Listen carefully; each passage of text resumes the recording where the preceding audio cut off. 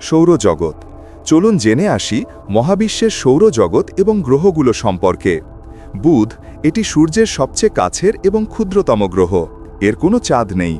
শুক্র, সৌরজগতের সবচেয়ে উষ্ণতম গ্রহ এবং এটিও একটি পাথুরে গ্রহ, যার কোনো উপগ্রহ নেই। পৃথিবী, একমাত্র গ্রহ যেখানে প্রাণের অস্তিত্ব রয়েছে, এটি একটি পাথুরে গ্রহ এবং এর একটি চাঁদ আছে। মঙ্গল, এটিকে লাল গ্রহ বলা হয়, এটি একটি পাথুরে গ্রহ এবং এর দুটি চাঁদ আছে। বৃহস্পতি, এটি সৌরজগতের বৃহত্তম গ্রহ এবং একটি গ্যাসীয় দানব, এর অনেকগুলো উপগ্রহ আছে। শনি, এর সুন্দর বলয় বা রিং সিস্টেমের জন্য বিখ্যাত এবং এটিও একটি গ্যাসীয় দানব গ্রহ।